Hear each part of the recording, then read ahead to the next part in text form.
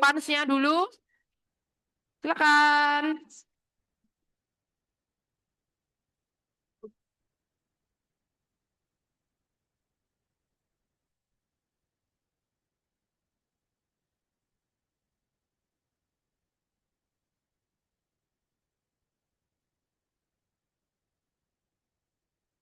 Itu ada itu.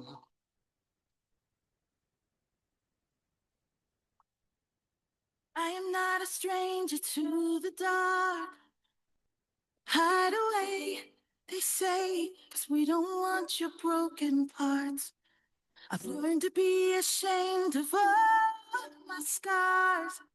Run away, they say, no one will love you as you are. But I won't let them break me down to dust. I know that there's a place for us, for we are glorious. When the sharpest words wanna cut me down, I'm gonna send the blood, gonna drown them out. I am brave, I am bruised, I am who I'm meant to be. This is me. So here I come. I'm marching on to the beat I drum.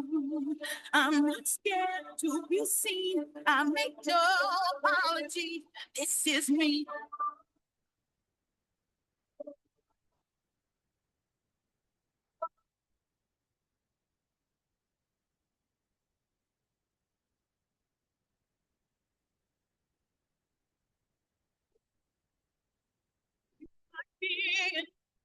Well, fire away.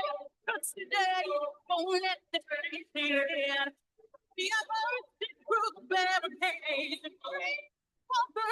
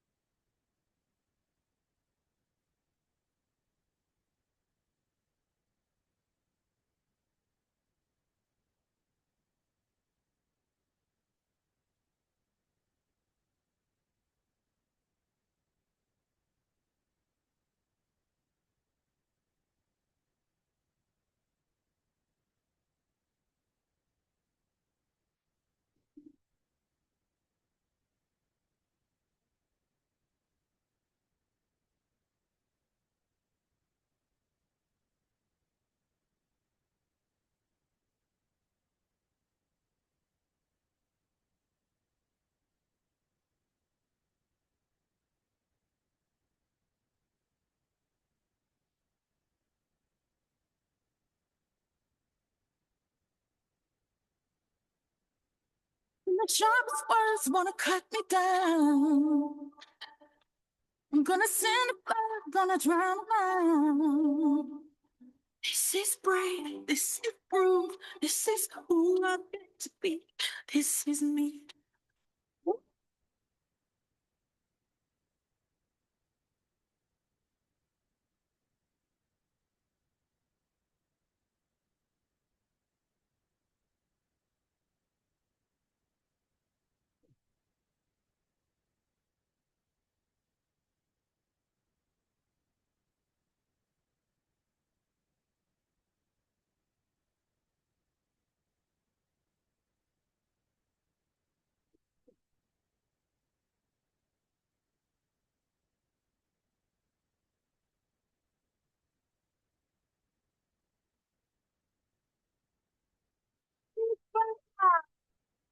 Gila. Plus lagi yuk teman-teman. Keren banget. Join di umur 24 ya, C ya berarti. Sepertinya iya. Luar biasa. Iya. Oke, silakan, C. Tes, tes. Oke. Dah. Thank you teman-teman. Semangat pagi semuanya. You Agency. Oke, semangat pagi. Apa kabar? Luar biasa. Dahsyat. Yes, yes, yes. Oke. Thank you. Oke, hari ini jumpa banyak teman SPG-an saya ya. Kemarin hari kita sempat itu ikut acara yang apa dia BIK ya, financial yang di bawah itu, dan akhirnya ditodong Dokter Ferry ini ya.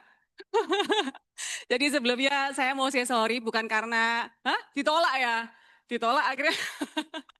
Jadi bukan karena nggak mau ngisi di tempat ini, tapi jujur ada hal yang saya merasa itu perlu untuk diimprove dulu.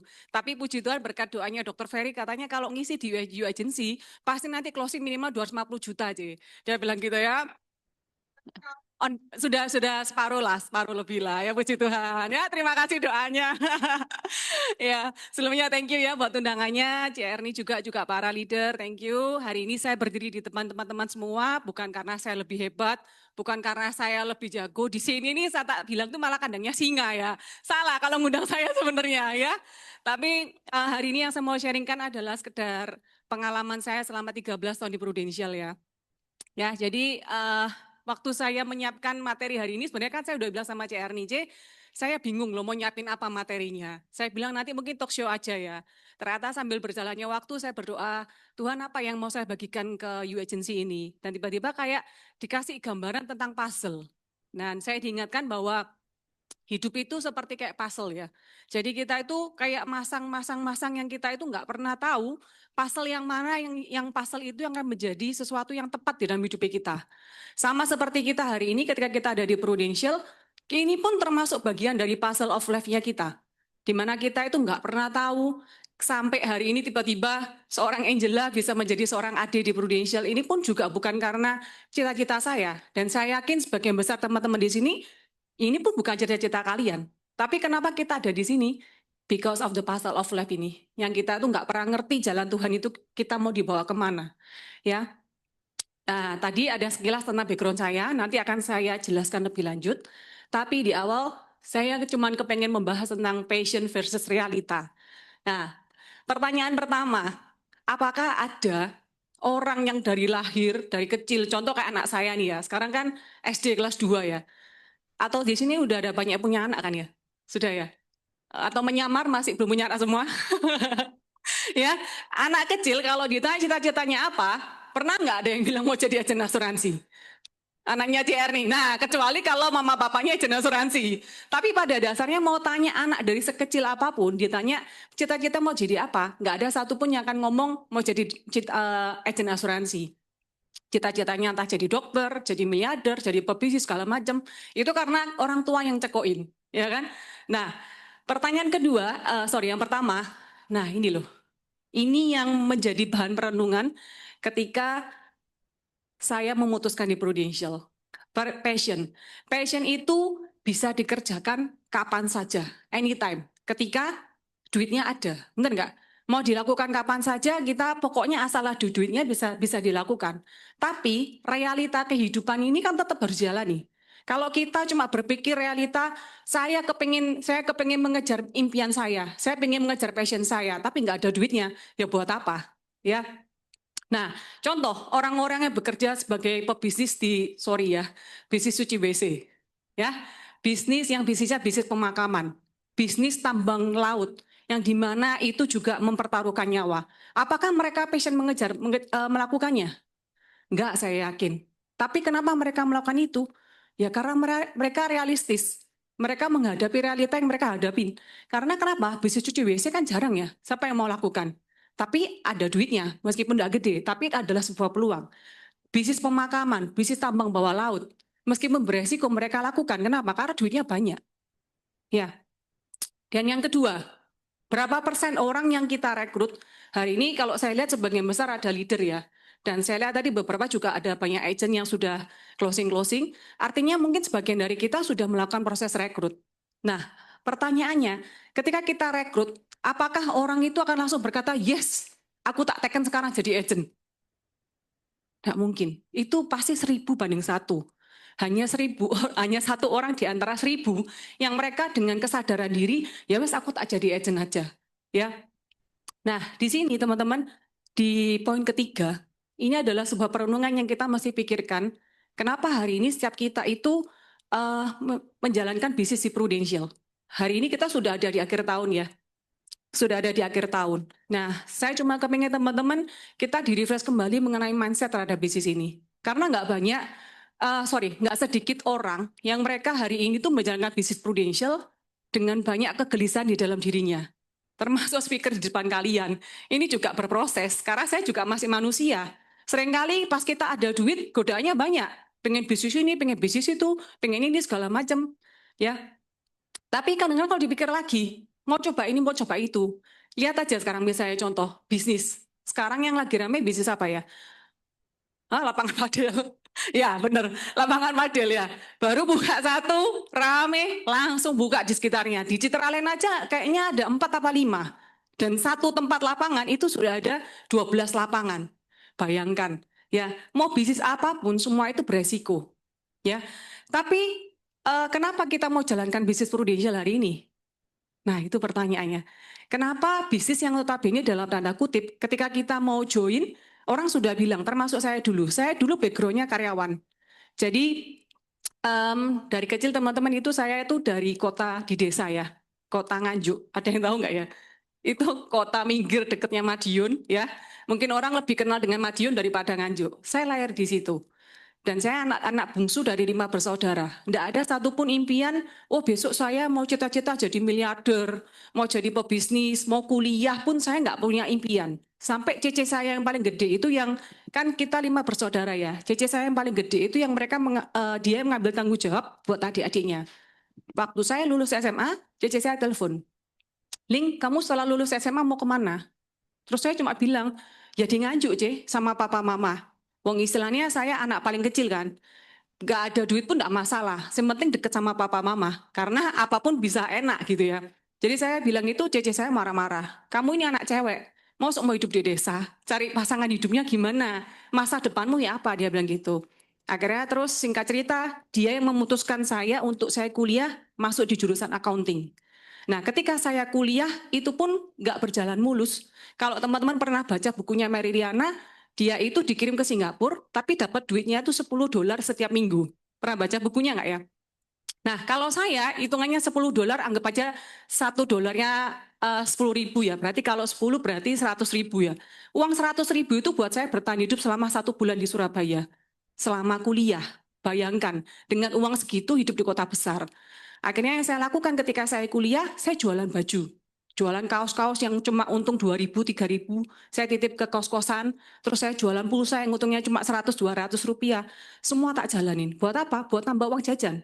Jadi ketika saya kuliah, saya nggak pernah punya waktu untuk having fun sama teman-teman, naik mobil mewah apa enggak. Jadi hidup saya cuma mikir kerja. Saya mikir cuma gimana caranya cepat lulus kuliah, cepat kerja. Dan idealis saya adalah sebagai seorang lulusan kuliah, yang saya pinginin apa? Saya kepengen kerja ikut orang. Kenapa? Karena saya pengen pakai gelar saya. Sebagai seorang accounting, saya suka pekerjaan ngitung-ngitung, saya pengen kerja yang kerjanya ngitung-ngitung. Ya kan? Dan singkat cerita ketika saya kerja, ternyata dari 2 perusahaan yang saya kerja itu, nggak ada satupun perusahaan yang bisa memenuhi impian saya. Meskipun dari perusahaan kalau tadi teman-teman lihat itu, saya ngalami kenaikan gaji itu sampai 50%. Disayang sama bosnya. Tapi waktu itu saya memutuskan untuk saya resign. Bukan karena saya nggak punya prestasi. Hah? Bukan. Bosnya yang takut sama saya ya. Enggak. Ya, jadi waktu saya kerja ikut orang itu gaji saya 2011 kalau nggak salah. Itu gaji 2 juta sebulan, dinaikkan jadi 3 juta. Naik gajinya gede nggak? Gede, 50% loh. Karyawan rata-rata berapa? Paling 10%. Saya naik 50% dan itu diumumkan di meeting. Tapi waktu itu tidak menjawab kegelisahan di dalam hati saya. Jadi saya kerja, saya cuma doa terus sama Tuhan. Kok maksudnya kerja ikut orang kok gini amat ya? Kepengen beli jam tangan harga 2 juta nggak bisa. Pengen ngasih papa uang duit lebih nggak bisa. Dan saya cuma berdoa, Tuhan saya kepengen hidup enak. Gimana caranya? Kalau kerja ikut orang, tak hitung-hitung, nggak akan cukup. Ya kalau saya bisa naik gaji 50% tiap tahun. Tapi itu ya kemungkinannya sangat kecil kan. Dan kalau misalnya pun saya bisnis, waktu itu saya sudah survei ke ITC, saya tanya, sewanya berapa? Terus sistem-sistemnya saya tanya semua. Dan singkat cerita, saya cuma ngomong gila ya. Ternyata bisnis itu nggak semudah yang dipikirkan. Dan even waktu itu ada saudara saya, dia sampai mau ngasih modal buat saya. Dia bilang tak modalin, karena dia ngerti saya pekerja keras. Saya mau dimodalin sama dia, wes kamu buka auto kode ITC tak modalin. Tapi dia nggak ngapa-ngapain, cuman modal dan dia mau terima bagian. Saya mikirnya kok enak, ya kan? Tapi ini juga mokong ya. Tapi saya juga mikir kalau saya bisnis sama keluarga, takutnya juga crash. Dan singkat cerita, akhirnya waktu itu saya tolak, saya nggak mau. Dan saya bergumul lagi sama Tuhan. Saya bilang, Tuhan, kok hati kecil saya ini bergejolak terus ya? Kayak ada yang nggak tenang gitu ya. Sampai saya berdoa, Tuhan buka no jalan. Tuhan kepengen apa di dalam hidupku ini? Karena saya mikir waktu itu saya masih single, saya masih pacaran, belum punya anak. Dan saya sering lihat fenomena pas naik motor itu, anak kecil yang masih kecil dibopong di tengah sepeda motor itu ya. Saya cuma ngerasa dalam hati Tuhan, saya nggak pengen punya anak dengan kondisi seperti itu. Jadi saya bilang, Tuhan, tolong buka no jalanmu. Saya berdoa terus, mungkin Tuhannya itu berbeken ya. Saya tiap hari itu doa terus kayak gelisah gitu ya. Sampai di suatu hal yang nggak pernah saya duga di acara pernikahan, ya saya direkrut sama leader saya. Dan itu saya merasa bahwa itulah puzzle of life-nya saya. Kalau hari itu saya nggak bertemu dengan leader saya, nggak akan ketemu saya hari ini. Ya, dan singkat cerita, waktu di acara nggak kenal, nggak kenal. Jadi duduk di nikahan kan meja bundar gini ya, Cih. Terus itu meja kan 10 orang. Sebelah saya itu masih kosong 3 atau 4 kursi. Saya udah duduk paling belakang loh padahal. Itu kan telat. Dia itu lebih telat terus duduk sebelah saya. Cynthia ya, leader saya bukan Vicky. Nah, terus dia ngajak ngomong saya terus. Saya mikir, ini orang kok dari tadi ngomong terus gitu ya. Ternyata itu salah satu ciri orang sukses begitu ya. Kalau ketemu sama orang baru nggak boleh diem. Jadi saya di fact finding terus. Ditanya kerjanya apa, segala macam singkat cerita. Waktu itu saya tanya balik. Loh, kalau Cece kerja apa? Lah kan ditanyain terus, kan nggak enak kalau diem ya. Tanya balik lah, ya kan? Terus dia bilang, oh saya ownernya The Pot Sanlyeokju. Wih, oh berarti Cece kenal sama Cece saya dong. Cece saya itu dia supplier ke restoran sama kafe-kafe. Nah, dia bilang, siapa Cecemu namanya? Tak sebutkan dan dia ternyata kenal. Oh iya, di restoranku ngambil dari dia. Singkat cerita, nyambung lah ngobrol. Terus dia tanya, Angel, aku juga jalanin bisnis di Prudential loh. Kamu pernah dengar apa belum? Dia bilang gitu kan. Terus saya langsung bilang, loh pernah dengar C. Jadi dia tanya, dengernya gimana? Terus saya cerita, kalau waktu itu ada calon iparnya suami saya, waktu itu belum nikah juga, dia juga di Prudential. Tapi sayangnya orang itu cuman bilang, kalau kamu kenalin orang referensi, misalnya dia closing 500.000, dikasih 50.000. Kalau closingnya 1 juta, dikasih 100.000. Jadi dia nggak nawarin saya jadi agent. Nah, sama leader saya ini dia bilang, loh rugi loh kamu, mending jadi agent aja. Kan komisinya lumayan gede, segala macam gini-gini. Pertama saya tetap menolak, karena saya mikir apa? Aduh kok jadi agen asuransi ya? Karena keluarga saya ini keluarga yang anti sama asuransi jujur. Jadi saya nggak ada pikiran untuk menjalankan bisnis asuransi. Nah, tapi satu hal yang luar biasa yang dia lakukan, di akhir acara nikahan itu semuanya udah pada pulang, saya ditahan. Ditunjukin slip pajaknya orang nomor satunya Prudential. Dan slip pajaknya itu bukan slip pajak setahun sekali ya, slip pajak yang tiap bulan. Itu ditunjukin sama dia. Gara-gara lihat slip pajak itu, saya sampai pagi nggak bisa tidur. Ya kan? Terus waktu itu saya sama sekarang yang jadi suami, mantan pacar ya, kita dulu tuh naik sepeda motor yang tek doang nggak sih? Yang 2 tak gitu loh. Jadi naik di gereng itu kan asapnya keluar mobil gitu ya. Nah, dia itu yang perekrut saya itu nungguin sampai pulang. Bayangkan, saya itu kan juga malu kan, pakai baju pesta tapi naik sepeda motor. Nah, dia itu nungguin sampai saya pulang. Terus akhirnya si sepeda motor itu pulang sampai pagi kan namanya orang pacaran itu kan masih telepon-teleponan. Nah, saya bilang, ya apa ya kok mulai gelisah ya, kok saya kepengen nyoba gitu kan. Meskipun pada awalnya saya kan juga ngomong saya nggak mau asuransi gitu kan, tapi gara-gara lihat slip pajak penghasilan itu membuat saya nggak bisa tidur sampai pagi dan saya berdoa terus, Tuhan apa ini jalannya Tuhan, sampai saya bilang kasih saya tanda kalau memang Tuhan mau saya di bisnis ini. Dan singkat cerita akhirnya yang pacar saya waktu itu dia bilang ya nek misalnya kamu mau jalan sendiri, tapi aku nggak mau bantuin. Kenapa? Karena dia pernah trauma dengan salah satu perusahaan asuransi, dia pernah join, dan leadernya itu nggak pernah bantuin dia.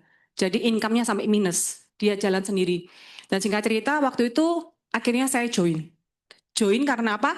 Karena ketelatenan dari orang ini. Jadi CC ini ngerekrut saya, meskipun saya sudah join, tapi saya kayak nggak jalan gitu loh. Nah sama dia itu ditelatenin, ditanyain terus gimana kabarnya segala macam diajak ketemu. Dan singkat cerita, setelah saya join waktu itu, saya nggak langsung full time.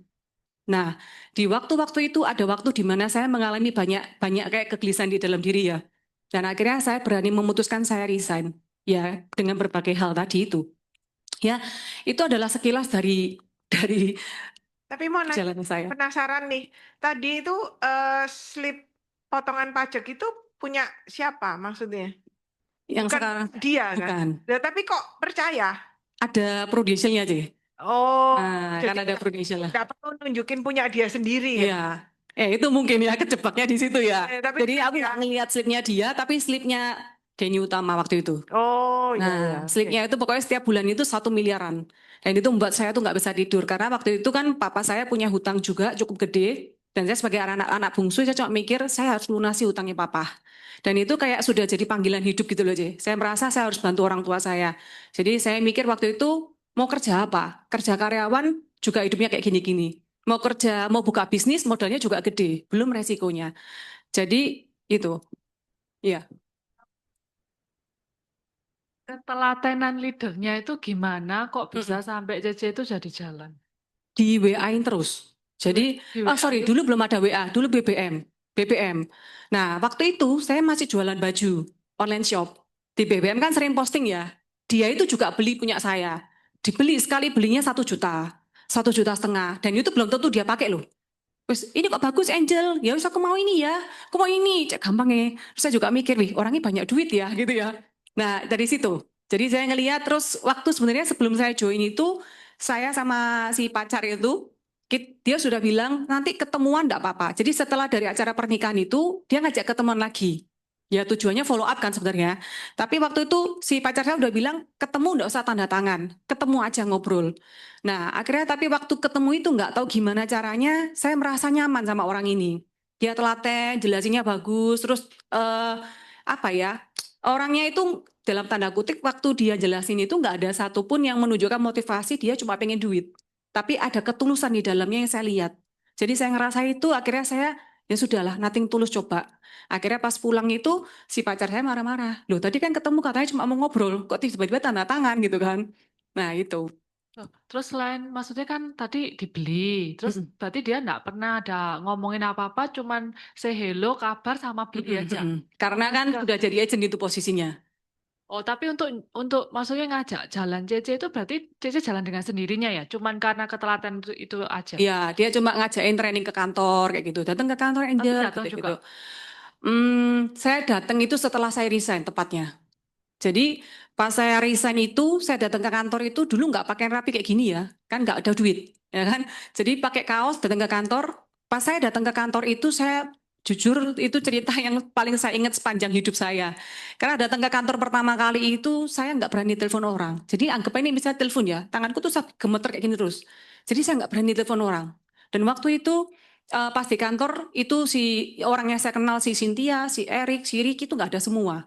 Jadi yang ada orang asing semua. Saya datang ke kantor sendiri. Jadi saya rasa takut gitu loh. Habis gitu terus Cynthia bilang, Angel, kamu mulai bikin list nama ya. Siapa yang kamu mau prospek, kamu teleponin satu-satu. Ngomongnya gampang. Bagi agent baru, gak gampang loh mau telepon orang itu. Mau nyapa halo aja ngomong saya di asuransi nggak bisa kok. Tangan saya gemeteran. Bahkan dia bilang telepon orang terdekatmu. Dia bilang, siapa? Ya saudara. Tapi saya waktu itu mau nawari saudara yang setiap seminggu sekali ketemu, itu pun saya nggak berani. Tangan saya gemeter terus kayak gini. Mau ngomong itu nggak bisa ngomong. Sampai di kantor itu saya cuma nangis. Saya masuk kan dulu di kantor SP3 ada kayak ruang sekat-sekat gitu ya. Itu ruang kayak buat nelpon gitu loh. Jadi waktu itu saya cuma nangis terus saya cuma bilang, Tuhan kok bisa ya? Aku sampai resign dan aku join di Prudential. Sampai waktu itu saya cuma bilang, saya lagi Tuhan, kalau memang sampai aku udah resign sekarang, berarti Tuhan punya rencana buat aku. Tunjuk no jalanmu, aku bilang gitu. Aku minta tanda. Dan waktu itu saya nggak berakhir dengan menyerah karena saya nggak bisa. Saya tetap lakukan bagian saya untuk prospek. Meskipun tangan saya gini terus, tapi saya belajar untuk ngomong. Dan waktu itu ada salah satu timnya Cynthia namanya Yopi, dia baik sekali, dia bantu saya untuk ngomong, coba tak bantu cara ngomongnya. Waktu itu saya mulai berani belajar telepon. Dan minggu itu puji Tuhan closing kalau nggak salah sekitar 40 juta.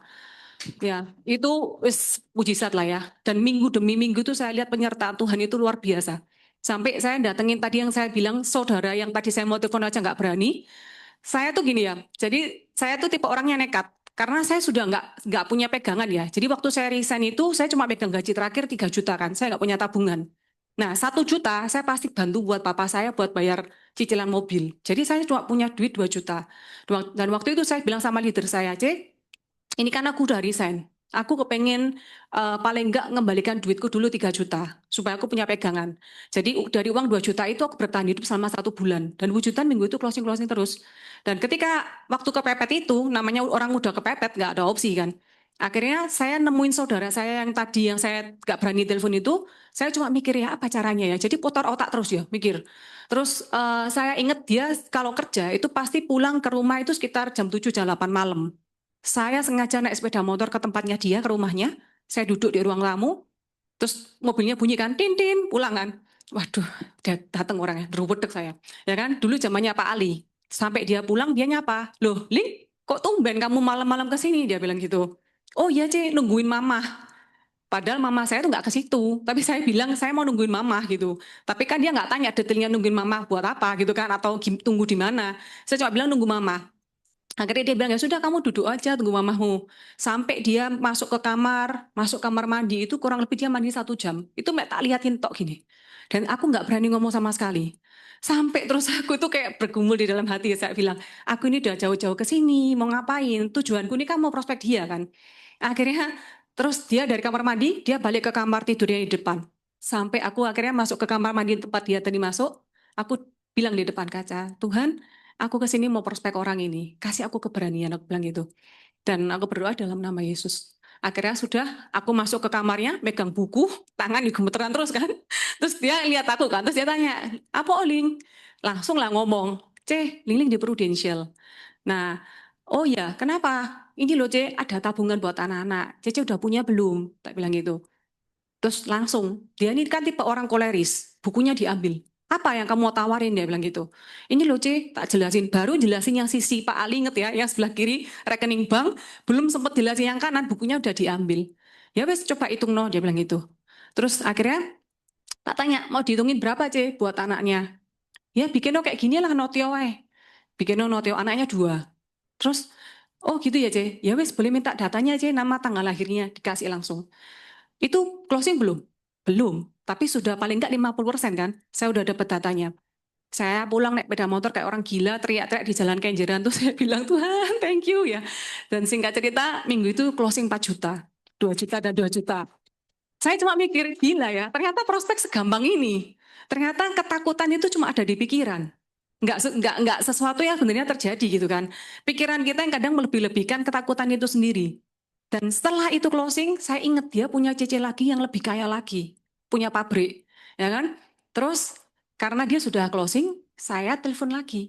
Mau telepon itu pun sama. Itu kan di ruangan, kan saya dulu masih kos di rumahnya Ama ya. Ama saya buka kos-kosan di ruang tamu, masih pacaran. Anggap aja sing pacar saya di sini. Saya tuh muterin ruang tamu tuh muter terus megang HP itu sampai nggak bisa telepon. Kayak bingung ya, mau ngomong dari mana, ngomong apa gitu kan bingung ya. Sampai si pacar saya ngomel, kamu lagi mau ngapain tuh dari tadi? Ya mau telepon lah, aku bilang gitu. Mau telepon siapa? Mau telepon Cece ini. Telepon, gak ada telepon. Dia bilang tinggal telepon aja susah ya, dia bilang gitu ya. Ngomongnya gampang, yang melakukan itu kan gak gampang ya. Sekali lagi saya tuh sampai gemeteran gitu, telepon. Ya apa ya, ngomong apa ya? Sampai akhirnya singkat cerita saya cuma ngomong, kan tak telepon langsung kan, aku berdoa Tuhan tolong ya, aku bilang gitu. Tak pencet langsung yang hijau, jadi kalau biasa teman-teman takut telepon, harus pencet aja pokoknya. Nanti tiba-tiba akan ngomong dengan sendirinya. Ya, gara-gara teleponnya diangkat, dia tanya, Ling, iya kenapa? Ini loh aku kan sekarang di Prudent, tak bilang gitu. Kemarin sudah jelasin sama Cece ini, terus dia itu mau ngikutin anaknya 2. Cece anaknya udah punya belum? Jawaban yang di luar ekspektasi saya, segampang itu dia cuma bilang, ya wes besok kamu datang ke kantorku. Nah, dia bilang itu kan berarti udah ada lampu hijau kan. Begitu dia ngomong kayak gitu, oh ya wes jam berapa Jam 10 ya? Oke oke ya wes thank you. Tutup telepon, langsung tak telepon si Cynthia, tak telepon si Erik. Tolong besok bantuin Po, aku mau ketemu Big Boss ini. Ya, terus singkat cerita, akhirnya Cynthia waktu itu lagi sakit, tak bisa, dia minta tolong sama si Erik. Akhirnya saya cuma bilang kok nanti nek ketemu minta tolong bawa no printer, bawa no laptop langsung. Karena orang kaya kan ketemunya susah. Jadi persiapan kita tuh harus matang kayak gitu loh. Akhirnya ya wes gak apa-apa tak bawa no. Ketemu di sana, besoknya itu saya si Erik cuma jelasin sekilas, ini loh rekeningnya Prudential. cuma nyisikan segini, Cece dapat ini. Terus ada manfaat bebas premi. Singkat cerita, Erik cuma tanya dengan satu kalimat, Cece mau dihitungnya berapa? Ya, terus Cece ini sesuatu yang nggak terpikirkan lagi, dia cuma bilang, bikin cap tiawan. Hah? Terus aku kayak diem, cap tiaw kan 10 juta. Gitu. Itu masih kayak nggak percaya. Singkat cerita dibikinkan 2 anak, preminya 20 juta. Minggu itu closing lagi 20 juta sebulan. Ya, jadi saya merasa kayak itu loh. Percikan-percikan itu tiba-tiba closing dan itu terus setiap minggu saya maju ke depan, setiap minggu datang ke depan. Jadi teman-teman yang hari ini datang kayak nggak tahu acaranya apa ya kalau malam gini ya M2. Kalau datang ke M2 itu jangan pernah absen. Karena ketika kalian datang, itu kalian akan dapat sesuatu motivasi. Entah kadang kita merasa background speakernya kayak gini deh biasa. Belum tentu loh. Kadang setiap speaker itu Tuhan titipkan untuk berbicara dalam hidup kita. Dan pas saya datang setiap minggu di situ, saya tuh cuma termotivasi, Tuhan, saya kepingin maju di depan, saya pengen dapat prestasi. Dan puji Tuhan setiap minggu itu saya nggak pernah absen dapat prestasi. Jadi teman-teman, singkatnya, passion versus realita ini adalah sesuatu yang kita itu harus pikirkan. Kalau hari ini kita coba berpikir mengenai passion, kita mengutamakan namanya egonya kita, jaim lah jalani asuransi.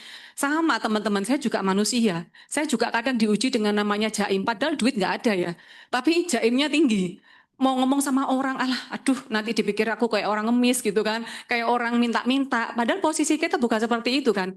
Tapi kadang pikiran itu yang membuat kita itu kayak terhanyut sendiri, takut-takutan dewek, minder-minder sendiri, merasa pesimis sendiri, padahal itu belum kenyataan. Bisnis asuransi hari ini teman-teman adalah bisnis yang memang tanda kutip ya, orang sering bilang kayak bisnis kayak kita ini kayak yang harus jemput bola, seolah-olah kayak kita yang butuh orang. Tapi percayalah, di suatu saat ketika orang itu butuh kamu akan menjadi orang satu-satunya orang yang menyelamatkan hidupnya. Nanti di tengah-tengah teman-teman ada sharing-sharing yang saya ingin juga bagikan ke teman-teman ya. Nah, nih ya, nih. Coba dibaca sama-sama.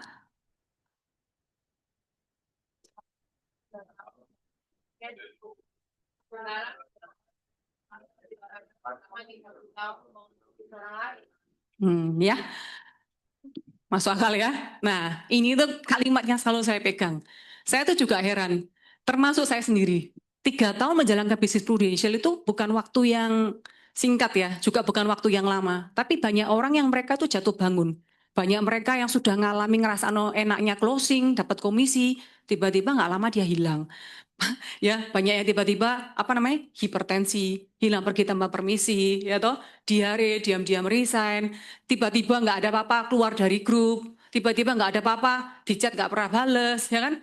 Banyak orang yang mereka tuh nggak bisa menahan dirinya untuk membangun sebuah bisnis yang hasilnya mungkin nggak kelihatan saat ini. Tapi mereka justru lebih memilih tahan menjadi karyawan selama 30 tahun. Ini pertanyaan yang kadang itu bikin kita tuh berpikir ya. Mungkin kalau di sini ada bisnis, minta maaf ya, saya nggak bermaksud untuk meracuni orang-orang. Tapi karena hari ini topiknya di Prudential, saya rasa ini sesuatu yang kita perlu pikirkan. Ya, padahal teman-teman di sini, bisnis Prudential itu bisnis kita sendiri.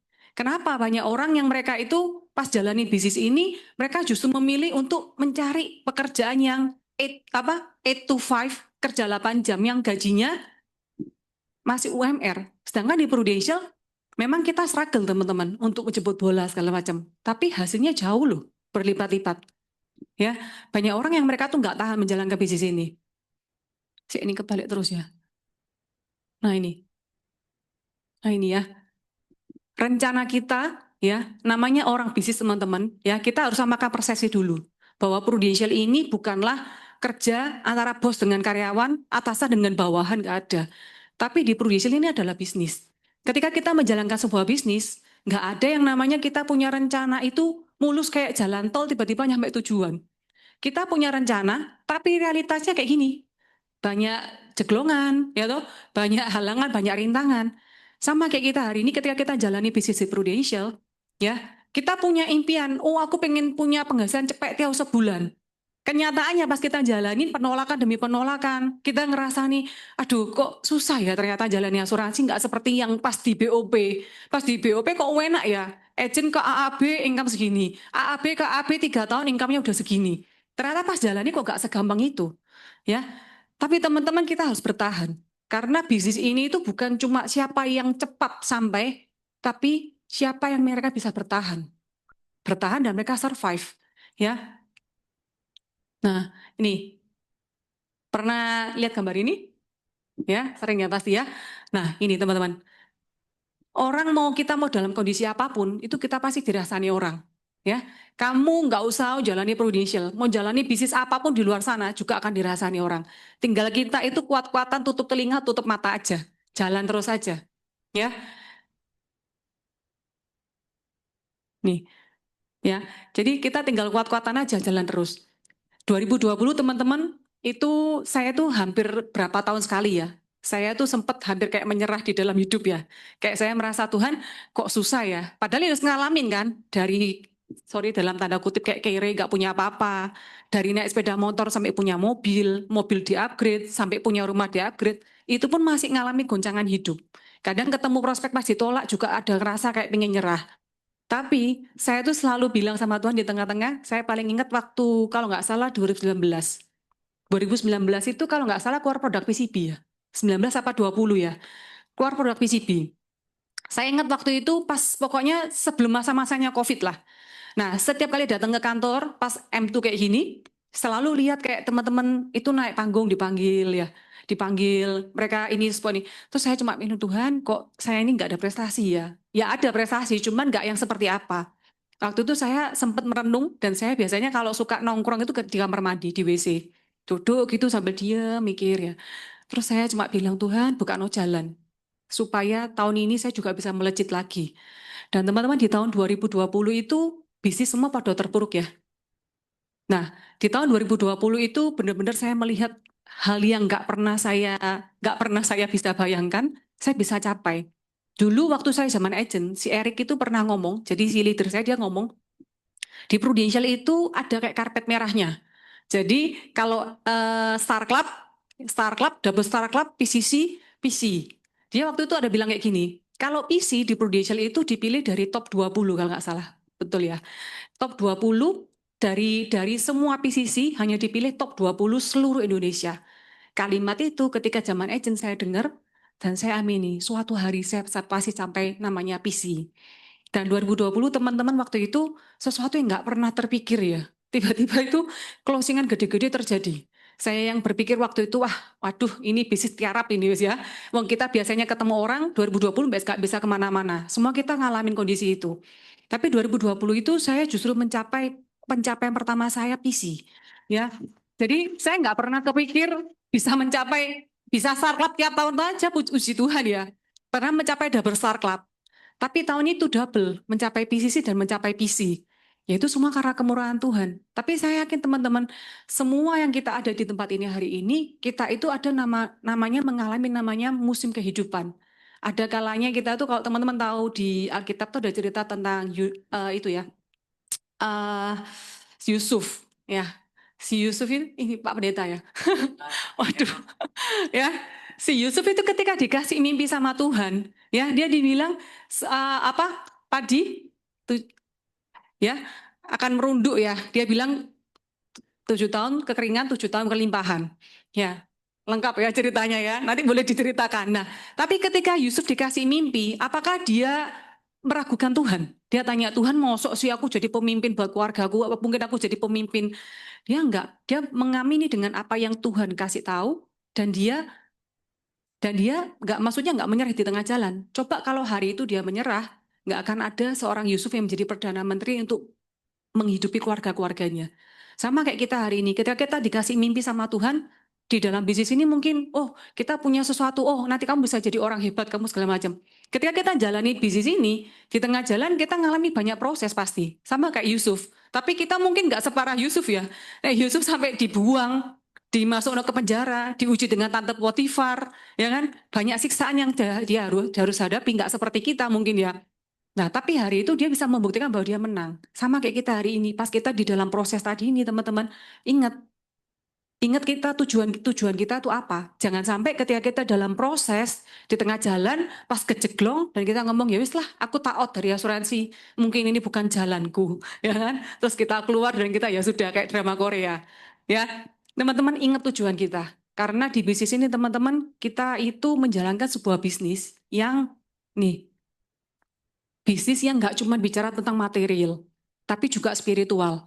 Ya, bisnis yang berbicara yang kita juga nggak cuma masalah duit, tapi kita juga mendapatkan pahala di bumi dan di surga. Nah, saya ada 2 bukti klaim yang nanti akan saya highlight, saya akan ceritakan di belakang. Ya, nah terus dampak-dampak positif yang kita juga alamin apa? Pengembangan diri. Buat saya yang dulu yang telepon gemeter, hari ini harus megang mic di depan orang. Ya, ini juga saya merasa bahwa ini karena bisnis ini. Dan saya percaya itu bukan kebetulan. Kalau saya hari ini berdiri di sini, itu karena saya mengizinkan Tuhan memproses hidup saya. Sama kayak teman-teman semua di sini hari ini, ya bersyukur bahwa setiap kita di sini tuh nggak ada yang kebetulan. Tuhan punya rencana buat setiap kita. Saya yang dulu selalu tanya sama Tuhan, opo ya Tuhan? Aku yang penakut, pemalu, bahkan kalau nggak, misalnya disenggol orang, dijak ngomong, aku nggak akan ngomong. Lebih baik misalnya ketemu orang ya, aku ngacir. Nggak akan mau nyapa orang. Karena saya bukan tipe orang yang gampang akrab sama orang gitu loh. Tapi kenapa kok ujung-ujungnya saya dikasih pekerjaan yang saya harus ketemu sama orang? Itu sesuatu yang kadang sampai sekarang tuh saya mikir, opo ya Tuhan? Tapi saya tahu bahwa itu yang Tuhan mau dalam hidup saya, supaya saya tidak menjadi orang yang hidup dalam zona nyaman.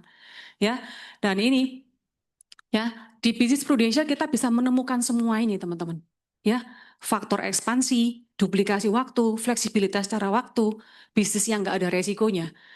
Ya, nah ini teman-teman. Ini saya mau sharingkan. Ini klaim waktu zaman COVID ya. Teman-teman ingat waktu zaman COVID itu 2020 ada campaign yang nasabah buka polis dia nggak ada masa tunggu untuk COVID. Ya, singkat cerita teman-teman, ini itu adalah tetangga rumah saya.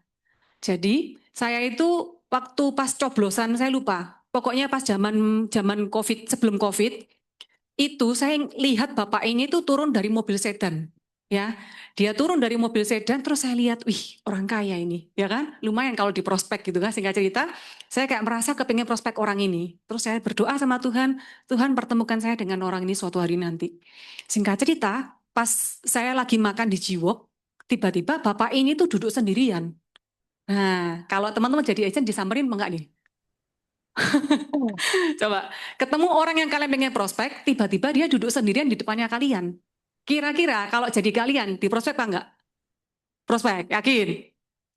Prospek ya, betul ya. Berarti kalian sudah di jalan yang benar. Ya, baik. Saya bilang sama suami saya bilang, kok itu bapak yang kepengen mau tak prospek itu. Terus dia bilang, ya terserah kamu prospekkan sana. Dia bilang gitu. Terus saya mikir, ya apa caranya supaya smooth ya. Saya pura-pura ke toilet. Kan dia duduknya dekat toilet. Setelah saya keluar dari toilet, saya mampirin. Loh, Pak, bapak kan ini rumahnya di situ kan, Pak? Terus dia bilang, oh iya. Loh kok tahu? Iya, saya pernah lihat bapak. Siapa yang nggak kenal bapak lah, tak gituin. Langsung dia kayak wajahnya sumringah gitu kan. Singkat cerita, saya duduk, Pak permisi saya boleh duduk ya Pak? Diperbolehkan saya duduk. Terus saya ngobrol, saya tanya, loh Pak lagi nunggu apa kok di sini gitu kan. Singkat cerita, ngobrol fact finding, saya tanya punya asuransi apa segala macam. Singkat cerita, punya kontak dan dia bilang saya punya asuransi. Nah asuransinya dia bilang saya lupa asuransinya apa. Saya bilang ya udah Pak, kapan-kapan ada waktu kita ngobrol ya. Dan waktu itu teman-teman, dari pertemuan itu kalau saya ingat 1 tahun, baru akhirnya saya ketemu dia closing. Tapi orang ini ketika saya follow up dalam 1 tahun itu saya telepon, dia nggak pernah nolak telepon saya, diangkat teleponnya. Dan dia jawab dengan ramah meskipun kita nggak closing-closing. Singkat cerita, gongnya itu 1 tahun, akhirnya dia tanda tangan di Excel Suhair Muhammad, saya ingat. Dan setelah dia closing, itu nggak sampai 1 bulan. Ya, Bapak ini tiba-tiba di pagi hari telepon saya, terus dia bilang, Mbak Angel, saya kok merasa kayak ini ya, kayak gejala COVID ini kayaknya, dia bilang. Oh iya tak Pak, gimana gini-gini. Terus singkat cerita, dia cari rumah sakit, waktu itu saya nelponin ada 10 rumah sakit kayaknya, tapi semuanya full enggak ada. Sampai singkat cerita dia pokoknya greges gitu kan. Terus saya bilang, Pak bisa ditahan Pak, bisa Bu, dia bilang gitu. Akhirnya singkat cerita, saya minta nomor antrian, dapatlah di Mitra Keluarga. Akhirnya dia ngamar, dan singkat cerita, karena pas dia COVID, suami istri ya, satu rumah kan berdua, kena lah istrinya juga. Jadi bapak sama ibu ini masuk rumah sakit, dan ketika masuk rumah sakit, si bapaknya ini ternyata orangnya tuh pemikir gitu loh. Dia membayangkan kalau masuk rumah sakit, kalau COVID itu kayak di TV-TV, bisa ngeliat taman, bisa dapat hiburan. Ternyata dia tuh kayak diisolasi. Jadi dia merasa kayak tambah stres gitu loh di rumah sakit. Nah singkat cerita, akhirnya dia sesek. Terus dia masuk ke ICU. Nah si ibunya ini, ibu rumah tangga yang dia tuh nggak pernah ngerti cari duit. Nah, tapi pas dia dikasih pertanyaan sama Prudential, pernah COVID sejak kapan? Apakah sebelumnya pernah kena COVID segala macam? Dia itu nggak diskusi sama saya, diisi sendiri. Pernah, sejak kapan? Sejak sebelumnya polisi tentang iya. Nah, gara-gara itu akhirnya penjaminan Bapak ini cashless-nya itu disuruh rembes. Nah, waktu itu ibunya langsung takut dan dia menyampaikan ke bapaknya. Bapaknya yang sudah dalam kondisi di ICU tambah megap-megap gitu kan. Jadi tipenya pemikir dikasih tahu omongan kayak gitu tambah mikir. Akhirnya singkat cerita saya bilang sama ibunya, Bu tenang Bu, saya bantu klaimnya supaya bisa cashless. Tak teleponin terus ke CHA, waktu itu belum CHA ya, saya lupa apa ya. Pokoknya sebelum CHA lah, saya telepon terus, saya bilang, Pak minta tolong penjaminannya dibuka, jangan sampai ini rembes. Karena nominalnya udah sampai ratusan juta. Kalau dia bayar sendiri, ibunya enggak kerja, enggak punya uang. Gimana caranya? Saya bilang gitu. Akhirnya singkat cerita, saya fight terus, saya cari cara untuk dia bisa cashless. Akhirnya penjaminan cashlessnya dibuka. Dan singkat cerita, enggak lama kemudian bapaknya meninggal. Pas dia meninggal ini posisi suami istri enggak satu kamar ya. Bapaknya kan di ICU. Yang dikasih tahu itu bukan keluarganya, tapi saya sebagai agentnya lebih dulu. Dan ini pengalaman pertama yang saya tuh sampai, aduh, kok segininya ya? Gimana cara saya nyampein ke keluarganya gitu kan? Akhirnya saya pelan-pelan ngomong ke ibunya waktu itu mau pulang, saya telepon anaknya dulu. Saya jelasin kalau dapat informasi bapaknya sudah nggak ada. Dan waktu itu, puji Tuhan yang bisa saya lakukan adalah ini. Jadi polis belum 1 bulan, si bapaknya klaim total 270 juta sekian ya. Dia itu di cover 234 juta, ada ekses 36 juta, karena pas dia COVID itu ada komplikasi. Karena COVID itu kan katanya gitu ya, komplikasi ke diabetes, ke darah tinggi segala macam. Singkat cerita ini ada kok penyakit-penyakit komplikasi yang dalam masa tunggu yang nggak bisa di cover. Jadi bukan karena memang nggak di cover, tapi karena penyakit komplikasi itu. Jadi, tapi kalau dihitung-hitung untung nggak? Untung loh. Baru bayar premi cuma 2.450.000. Coba dia nggak punya asuransi, 270 juta bayar sendiri loh. Ya, yang ibunya ini baru bayar 1 kali premi 1.900.000. Itu polisnya baru 28 hari dan dia total klaim itu di cover 72 juta. Dia cuma bayar 4 juta karena APD apa gitu ya nggak di cover waktu itu. Singkat cerita, ini nih saya waktu COVID itu saya bikin kronologi di Instagram saya. Saya waktu itu cuma sempat nangis terus ya. Saya cuma bilang luar biasa Tuhan ya. Melalui pekerjaan ini saya bisa menolong orang ini. Dan waktu itu ya nggak bisa apa-apa. Coba saya kalau bukan agen asuransi, apa yang saya bisa bantu? Meskipun saya kenal, saya nggak akan mungkin bantu dia 10 juta. 10 juta pun saya nggak mungkin keluar ya kan. Tapi melalui Prudential, kita bisa bantu sampai 300 juta loh. Ya, dan waktu itu klaimnya cair, semuanya saya infokan, saya kasih papan bunga ke rumahnya, dan singkat cerita setelah bapak ini meninggal, rumahnya dijual. Rumah yang begitu mewah di pinggir jalan, dijual. Dan saya sempat lihat waktu itu saya sempat miris ya, ternyata sampai segitunya. Ibunya kan posisi ibu rumah tangga nggak bisa kerja. Ya ketika bapaknya nggak ada, semua bisnis itu diambil alih sama rekannya semua, habis. Jadi dia nggak punya apa-apa, akhirnya si ibu ini pergi ke Jakarta, ikut sama anaknya. Dan berapa lama setelah itu si anaknya sadar, dia beli polis asuransi sama saya. Dan setelah itu polis ibunya waktu itu sempat ditutup juga karena sudah nggak sanggup bayar. Nggak lama ibunya meninggal kena kanker. Jadi tragis lah ya, tapi ya itulah perjalanan hidup ya, kita nggak pernah tahu. Tapi saya coba berpikir kalau hari ini saya nggak di Prudential, saya nggak akan mungkin bisa bantu dan punya cerita seperti ini. Dan kemarin teman-teman, case terbaru ini case tahun 2025 ya. Ini ada case satu nasabah yang tiba-tiba dia kena autoimun. Masih usia muda, belum sampai 17 tahun. Kalau nggak salah 12 tahun. Jadi anak ini tuh aktif di basket. Terus singkat cerita, dia itu pas basket kakinya yang kanan tiba-tiba kayak gak bisa digerakin gitu loh. Terus pas itu dia mau tanding di Surabaya. Tinggallah dia di tempat di hotel di belakangnya air kaset. Pikir dia cuman ke IGD, setelah dari IGD mau pulang. Ternyata pas dari IGD mau pulang, tambah nggak bisa jalan. Jadi dari sini ke bawah dia tuh sudah lemes pinggang ke bawah ini. Akhirnya hari itu langsung masuk rawat inap dan untungnya penanganan sangat cepat sekali. Dokter langsung curiga, dicek tes segala macam, dokternya curiga ini ngarah ke autoimun. Ya sempat semua nggak percaya. Terus keluarganya juga takut kan. Waduh, autoimun bisa di cover nggak? Biayanya kan mahal sekali. Saya dengan PD saya bilang pasti di cover saya bilang. Wong pernah kan dulu ada kejadian kalau teman-teman yang agent lama mungkin ingat ya yang namanya kalau nggak salah namanya Kim ya. Sempat klaim sampai 10 miliar ya, autoimun sampai ke Singapura, itu kan juga di cover. Nah, tapi waktu itu saya bilang, kok, tapi ini polisnya si anak ini masih kurang dari 2 tahun. pasti ada namanya early investigasi. Tak tanya, kok Cece, ini anak ini punya riwayat nggak yang nggak diungkapkan sama kita waktu buka polis? Dia bilang nggak ada. Ingat saya cuma di NH waktu itu cuma sakit sebentar, kayak demam terus pulang, udah nggak ada apa-apa. Oke ya, pasti nggak ada ya kok? Nggak ada. Terus akhir itu singkat cerita, ya wis, nek misalnya nggak ada aman kok, pasti di cover tak bilang gitu. Karena kalau early investigasi, rumah sakit RKZ ini akan dicari rekam medisnya dan termasuk data yang tinggal dari domisili KTP-nya dia akan diublek-ublek sama Prudential. Tak bilang gitu, kan sudah tak pesenin. Berarti kan bukan salah saya, ya kan? Singkat cerita, pas diinvestigasi ketemu data bahwa waktu di kotanya dia Banyuwangi itu ketemu ada riwayat, ada 2 riwayat, pas dikirim ke saya sudah tahu. Waduh, kok ini ada satu kalimat diagnosanya asma. Langsung saya highlight, mateng ingin bilang. Terus akhirnya saya tanya ke cecenya, bener tak si anak ini pernah asma? Ternyata singkat cerita, dia itu bukan kena asma, tapi batuk yang nggak sembuh-sembuh. Tapi karena informasi dari dokternya karena dia nggak sembuh-sembuh, diasumsikan sama dokternya itu asma dan diterapilah dengan terapi asma.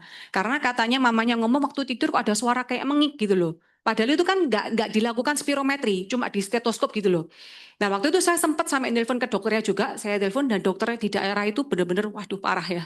Jadi malah dia yang takut namanya jelek, dia nggak mau bantu. Saya bilang Pak Dok tolonglah, ini orangnya sudah di ICU, biayanya udah nyentuh ratusan juta. Kalau ini diagnosanya nggak diganti, kasihan nasabahnya nggak di cover asuransi, tak bilang gitu.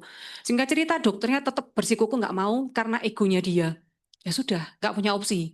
Saya eskalasi ke Prudential, telepon setiap minggu saya minta tolong, tetap nggak bisa karena dianggap posisi ini dia asma, tapi tidak diungkapkan ketika punya polis. Sebenarnya salah nasabah enggak? Nasabah juga enggak salah, karena dia taunya anaknya ke dokter karena batuk pilek, tapi ditulisnya asma.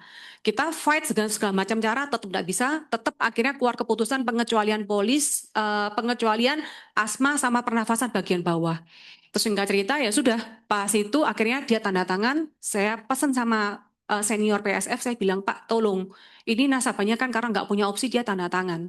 Tapi tolong sebisa mungkin ini klaim bisa di cover Pak, karena ini duitnya gede, udah hampir 300 juta, dia sudah ngutang, tak bilang gitu. Akhirnya dia bilang, ya Bu nanti kita akan lihat dari dokumen yang masuk, nggak bisa apa-apa juga. Dan singkat cerita akhirnya pengajuan, langsung saya masukkan klaimnya, ya sambil berdoa ya.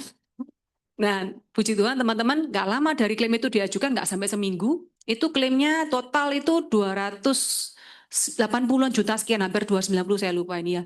Nah, ini yang di cover kemarin itu 259 juta. Jadi ada 20 jutaan itu excess, itu karena miskomunikasi aja sih. Saya yakin ini pasti cair. Karena itu kan dia ada keterangan di sini nih, klaim dijaminkan dengan prorata 93,5% karena menempati kamar di atas limit. Jadi tak baca dari kwitansi billingnya itu ditulis kelas 1. Nah, kalau di kelas 1 itu di RKZ, kelas 1 itu sama dengan 2 bed. Jadi sepertinya itu cuma miskomunikasi. Jadi sudah saya lampirkan juga, ini masih proses. Gitu. Tapi dari klaim ini, ya puji Tuhan, nasabahnya kebantu. 260 juta. Ya, itu teman-teman. Coba kalau nggak punya asuransi, utang 300 juta melayang loh. Dia punya toko pasti udah tutup itu. Ya, tapi hari ini klaimnya kebayar. Dan waktu itu pas dia klaim, kokonya itu ketemu saya tuh udah ketemu kayak ketemu setan. Jadi ngeliat saya itu kayak wes benci gitu loh. Dipikir kayak kita asuransi nggak bisa bantu gitu loh. Padahal sebenarnya kalau dia tanya apakah salahnya kita? Ya enggak juga toh, kita juga enggak salah. Waktu dia ngajuin klaim pertama kali saya juga ngomong kan, ada riwayat enggak yang dia enggak ini, gitu kan. Jadi sebenarnya saya sudah melakukan semua dengan profesional. Tapi kayak pas kita setiap kali jenguk dia, itu kayak kita tuh kayak dalam tanda kutip kayak kita yang seolah-olah kita yang salah gitu ya. Tapi saya cuma bilang, pembela saya itu cuma Tuhan. Saya cuma bilang, Tuhan, kita sudah melakukan bagian kita. Aku minta tolong Tuhan bagianmu. Supaya apa? Karena ini di satu desanya dia, satu kotanya dia, Prudential itu udah jadi pembicaraan. Wis sakno lho iku keluargane klaimnya nggak dibayar sampai utang duit ratusan juta. Sakno ya melo asuransi sampai kayak gitu nggak bisa di cover segala macam. Sampai tak bilang sama agenku, kita harus buktikan ya. Kita harus buktikan. Kita doa ya Tuhan pasti cair aku bilang gitu. Dan puji Tuhan ketika klaim ini cair, wih benar-benar ini sesuatu yang miracle sih aku bilang. Jadi teman-teman kita harus ingat di bisnis ini kita nggak cuma sekedar material. Yang kita kejar itu adalah spiritual juga. Banyak hal yang kita juga bisa nikmatin kok selain material. Dan itu yang membuat saya hari ini tuh kayak ingat lagi ya, ternyata ini panggilan hidup saya ya. Saya dikasih berkat hari ini bukan cuma sekedar untuk mengejar kenikmatan duit, cuma sekedar kita bisa menikmati kemewahan, tapi bagaimana hidup kita juga bisa menjadi dampak buat orang lain. Itu yang terpenting ya. Nah, teman-teman, nih ya, never downgrade your dream, but upgrade your faith. Ya, kenapa mimpi harus di-upgrade? Ya, yang pertama, mimpi itu sama dengan goal, kayak tujuannya kita. Ya, orang yang punya mimpi, dia akan punya visi buat hidupnya dia. Tapi nek orang mimpi aja nggak bisa, apalagi goal. Ya, nggak pernah terlintas keinginan apa-apa, hidup pokoknya mengalir aja. Namanya air mengalir udah pasti turunnya ke bawah, nggak mungkin ke atas. Ya, jadi kita harus ingat bahwa mimpi itu adalah goalnya kita. Nah, ketika kita punya goal, kita akan berpikir strategi ini ya apa ya? Aku harus mesti gimana ini? Tindakannya gimana? Oh, berarti aku mesti seperti ini. Oh, aku mesti seperti ini. Sama halnya dengan hari ini teman-teman, ketika saya memutuskan sama CR nih, ya sudah, saya mau ngisi meskipun dengan talk show. Waktu itu saya juga bergumul loh. Bulan berapa ya, bulan lalu kalau nggak salah ya. Itu omset saya masih kembang-kembis. Saya cuma bilang, Tuhan jangan permalukan saya. Saya mau speaker, saya juga pengen punya omset. Supaya apa? Ketika ada omset pun itu bisa menjadi sesuatu buat kita semangat kan, kayak gitu loh. Dan saya nggak tahu dari mana datangnya, tapi ketika waktu itu saya komit sama suami saya bilang, ayo kita kasih self reward lah. Akhir tahun ini kita mau pergi. Kita tetapkan tanggal, pokok tanggal segini semua harus selesai. Harus capai target segala macam. Waktu kita berdoa, terus berusaha, tiba-tiba kayak sesuatu yang nggak pernah terpikir ya. Yang kita merasa kayak bertahun-tahun pintu tertutup itu ya. Tiba-tiba kayak ada ya jalannya. Nasabah lama yang tiba-tiba dia dari unit link, dengan kesadaran minta pindah sendiri, produk yang tradisional dan minta yang syariah. Buka closing sekitar 30 jutaan. Ada nasabah kemarin juga karena anaknya cair klaim kena kista usia 17 tahun, cair 80 juta, ketemulah kita ngobrol. Ngobrol segala macam, terus saya bilang, kok mau nggak ciptain aset lagi dengan uang investasi yang koko punya? Tak ambil dari dananya yang lama, tak kelola lagi, buka lagi Prucinta, closing lagi 50 juta. Dan beberapa ada case-case lagi Pruwil, case-case Prucinta, yang kadang saya terpikir, ngapain ya jualan Prucinta ya? Enak jualan Prufuture, Proanugrah segala macam. Tiba-tiba ya itu, ada aja jalannya. Case-case yang nggak terpikir, tapi saya coba berpikir gimana caranya bisa bantu nasabah saya. Ya mungkin bukan dengan closingan besar ya. Kadang mungkin kayak kita buta dengan seperti itu ya. Kayak saya dari 2-3 tahun ini justru teman-teman, saya kan dari awal saya join terbiasa dengan bikis ya. Sekali closingnya gede-gede. Dan akhirnya nasabah saya itu nggak banyak. Yang saya kelola tiap tahun ya nasabah-nasabah itu tok gitu. Dan singkat cerita, Pak, ada beberapa nasabah yang dia udah janji. Ya wes nanti Januari tak ngambil lah, dia bilang gitu. Tak jaga no kan, Januari tak follow up. Ternyata dia berubah omongan. Ada lagi yang dia bilang nanti coba ya tak ini. Kayak diberi suatu pengharapan, tapi pengharapan palsu. Akhirnya saya tuh karena wes menanti yang nggak ada juntrungannya, tiba-tiba saya sudah tahu, ih gila ya, ternyata saya sudah buang waktu cukup lama. Dan akhirnya saya cuma bilang ya sudah, apa yang di tanganku tak kerjakan. Meskipun itu bukan dengan case gede yang sekali closing, mungkin ada beberapa yang closing 300 juta satu case. Kadang saya juga lihat area di kantor ya, sekali closing 1M, 300 juta. Kadang saya juga merasa, duh Tuhan kapan waktunya saya ya? Saya juga kemarin closing kayak gitu. Tapi apa yang di tanganmu teman-teman hari ini laku no? Mungkin itu adalah tanda dari Tuhan. Hal-hal kecil itu yang akan menciptakan sesuatu yang besar. Jangan kita muluk-muluk minta yang besar, tapi kita nggak mau jalani prosesnya. Jalanin aja. Nanti tiba-tiba kamu akan melihat jalan itu kebuka pelan-pelan. Ya, saya nggak kepikir tiba-tiba bisa closing sampai minggu kayak 1 bulan ini saya melihat closingan cukup banyak sekali. Closing nggak gede-gede, tapi kecil-kecil tapi cukup banyak gitu. Dan itu membuat saya melihat, wih ternyata ya, ketika kita mau komit aja melakukan, pintu-pintu itu terbuka semua. Jadi jangan pernah kayak downgrade mimpinya teman-teman, tapi upgradekan imanmu. Tetap percaya. Mungkin kita di akhir tahun, kita ngerasa capek Tuhan, kok rasanya wes ngejar semua nih di PHP. Kayak kita sudah ini kok rasanya nggak sesuai harapan. Tetap punya iman. Kadang apa yang kita nggak bisa lihat dengan mata itu yang Tuhan akan sediakan di dalam hidupnya kita. Ya. Yang kedua, teman-teman, kalaupun kita punya goal yang tinggi ya teman-teman, gagal pun masih di atas batas. Ya, Nomor 2 ini teman-teman itu pernah jadi trauma buat saya. Saya beberapa tahun itu kan menetapkan goal, pengen goal ini, goal ini, goal ini. Ternyata beberapa tahun itu meleset, gak sesuai yang diharapkan. Pernah ada rasa trauma nggak? Ada. Sampai saya bilang, Tuhan capek aku bikin goal. Gak sesuai harapan. Wes mendingan gak usah bikin goal, jalan aja mengalir. Tapi akhirnya terjadi malah justru aku tambah tahun tambah merosot. Nggak tambah mengalami peningkatan. Coba kalau menetapkan goal, meskipun goal itu masih di atas, jatuh pun paling nggak kamu turun 25% masih oke loh. Tapi pengalaman dari yang saya lakukan, karena saya nggak bikin goal, akhirnya tambah kebablas dan tambah merosot. Jadi semoga ini tidak teman-teman juga ulangin, ya. Nah, ini teman-teman ada satu ayat, ini mungkin ayat secara Kristiani ya, tapi ini juga sesuatu yang bisa jadi berkat ya. Jadi teman-teman, ini loh, saudara-saudaraku, anggaplah sebagai suatu kebahagiaan apabila kamu jatuh ke dalam berbagai-bagai pencobaan. Sebab kamu tahu bahwa ujian terhadap imanmu itu menghasilkan ketekunan. Dan biarkanlah ketekunan itu memperoleh buah yang matang supaya kamu jadi sempurna dan utuh dan tak kekurangan suatu apapun. Ya, jadi kalau hari ini teman-teman kita diproses, kita diuji, kita kayak merasa, aduh, namanya orang diuji enak nggak sih? Gak ada yang enak. Rasanya itu cuma kayak pahit tok ya, kayak wes gak enak, mau jalannya apapun tuh kayak nggak semangat. Tapi ingat teman-teman bahwa setiap ujian kita itu menghasilkan ketekunan. Ya, nggak akan ada saya yang sekarang kalau saya nggak menghadapi proses hidup. Nggak ada teman-teman yang sekarang termasuk JR nih dan juga teman-teman leader yang hebat-hebat ini, nggak akan ada mereka kalau mereka nggak menghadapi ujian itu. Jadi ujian itu justru baik buat hidupnya kita. Kadang kita punya rasa takut dalam hidup, rasa khawatir. Tuhan itu nggak menghilangkan semua itu semua. Tapi Tuhan mengizinkan itu terjadi supaya apa? Supaya kita tuh mengandalkan Tuhan. Ada rasa takut gak capai goal, ada rasa minder, ada rasa pesimis, tapi justru di situ kita bisa bergantung sama Tuhan. Ya. Nah, ini sudah 2 slide terakhir ya. Nah, ini teman-teman. Hari ini mungkin ketika kita sudah memutuskan kayak gini ya, kita mungkin saat ini masih ada di dalam comfort zone. Sama kayak saya yang kemarin. Saya yang kemarin itu sempat nggak menyadari diri saya sendiri. Sampai saya ikut coach sama Kak Samiton. Pernah tahu nggak ya, Kak Sam? Nah, waktu itu kita retret ke Trawas, dan waktu itu tuh benar-benar waktu pemulihan buat saya ya. Karena ternyata saya baru menyadarin, saya tuh ada tipe otak manusia ya. Otak manusia ada namanya otak reptil, mamalia, sama apa satu lagi lupa aku. Salah satunya otak reptil. Nah, saya itu ternyata tidak menyadari bahwa saya ada di zona merah ini.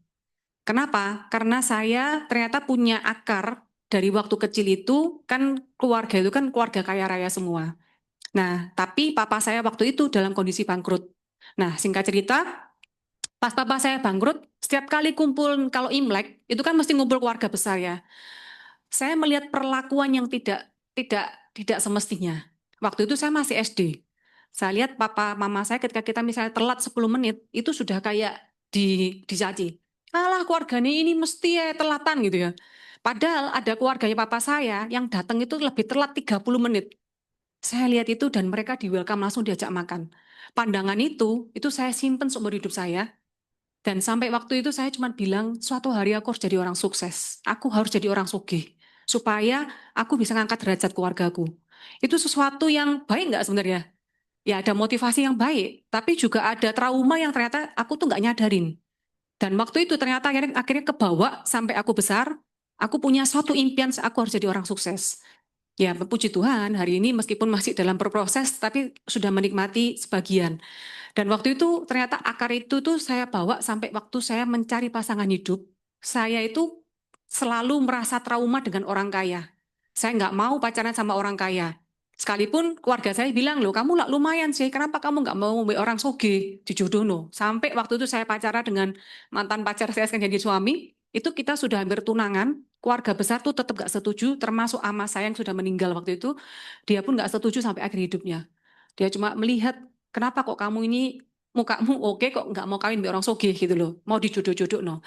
Singkat cerita ternyata itu nggak saya sadarin. Sampai akhirnya saya cuma berpikir, aku nggak butuh orang sogeh, yang tak butuh no orang yang penting dia sayang sama aku, dia mau kerja itu tok wis. Aku kerja, aku pasti bisa. Jadi prinsipku dari kecil itu sudah aku nggak jadi seorang wanita kayak princess. Jadi karena memang sudah terbiasa kayak banting-banting tulang ya. Jadi saya nggak merasa kerja itu kayak beban gitu ya.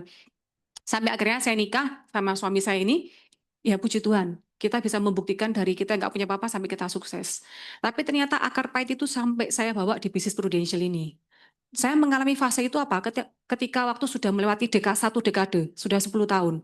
Jadi saya sudah mencapai semua apa yang saya mau, saya bisa beli mobil, saya bisa beli rumah, bahkan saya bisa beli pengakuan dari keluarga papa saya. Waktu itu dia bilang ke mama saya, kok hebat ya anakmu si paling cilik ini bisa sukses beli rumah di Surabaya. Kalimat itu saya merasa bangga, karena saya sudah mencapai apa yang orang lain yang dulu hina di keluarga gue, akhirnya bisa kayak kebalik gitu loh.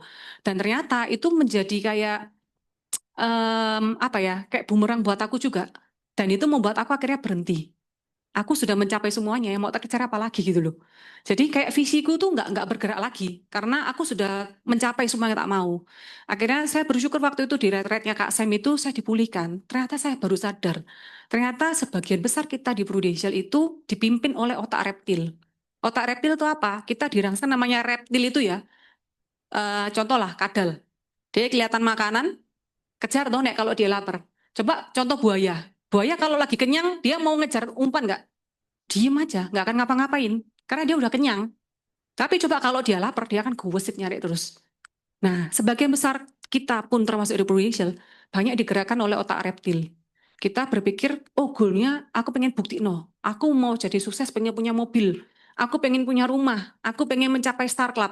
Begitu tercapai, selesai. Dia nggak punya goal yang lebih besar lagi. Ya itu teman-teman juga mesti hati-hati. Kadang itu secara nggak sadar, aku yakin kita semua punya hal kayak gitu.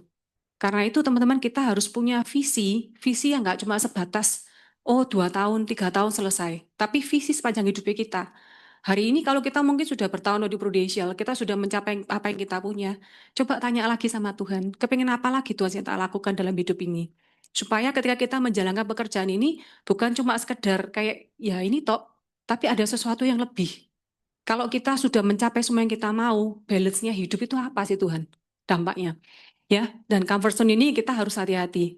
Nah, ketika orang sudah keluar dari comfort zone, dia akan melaju ke namanya fear zone. Oh iya, aku tahu, aku harus mencoba untuk keluar dari comfort zone-ku ini. Tapi dia akan mengalami namanya lack of self-confidence. Dia nggak percaya diri. Aduh, bisa nggak ya tapi ya. Terus kemudian mungkin dia akan mencari berbagai cara untuk mencari alasan. Aduh, nanti inilah segala macam. Tapi teman-teman ini harus dilewatin, fear zone ini. Untuk teman-teman bisa keluar masuk ke namanya learning zone. Kalau orang udah masuk dalam learning zone, dia udah tahu apa yang dia mau. Sehingga dia akan deal with the challenge. Apapun challenge-nya ya sudah tak hadapin. Gitu ya. Nah, ketika orang sudah deal sama challenge hidupnya dia akan mengalami fase pertumbuhan. Nah, ini teman-teman, ini yang kita tuh harus dengan sadar, teman-teman, kita harus tahu bahwa di posisi setiap kita itu pasti punya namanya kelemahan. Yang kadang mungkin leader kita pun sendiri nggak bisa gali. Tapi kita sendiri yang harus mengenali diri kita sendiri. Oh, kelemahanku itu apa? Aku punya tim, ada tipenya dia itu tipe yang dia tuh kayak kancil. Dia nggak bisa dikasih visi yang besar. Dikasih visi yang besar, dia lewat terus, nggak dikerjakan tambahan. Tambah dia nyumantai gitu. Tapi begitu dia dikasih umpan, dikasih kontes, dikejar. Cuplik, nanti dikasih cum lagi, dikejar lagi. Tapi dikasih mimpi yang besar lagi, dia nggak ngerespon.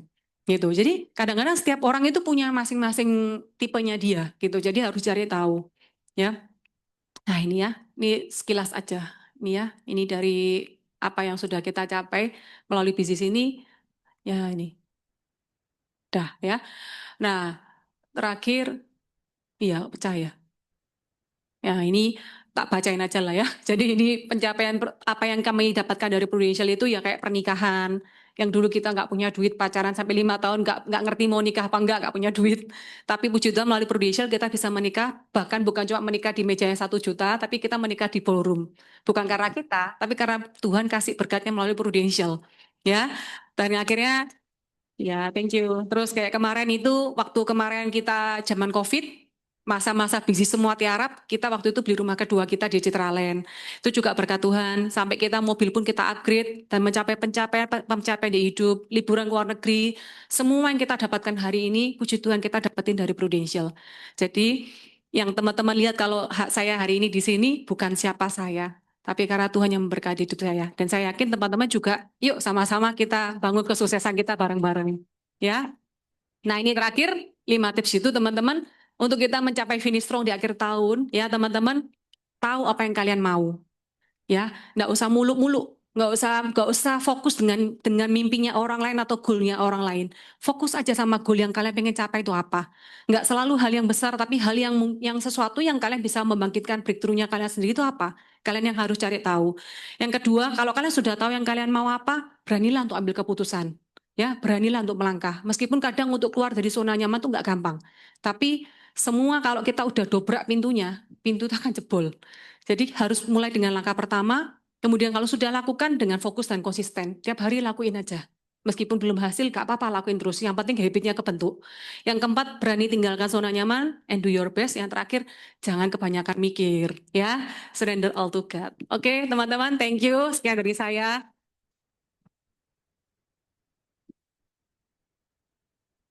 MC-nya, aku tak MC dah.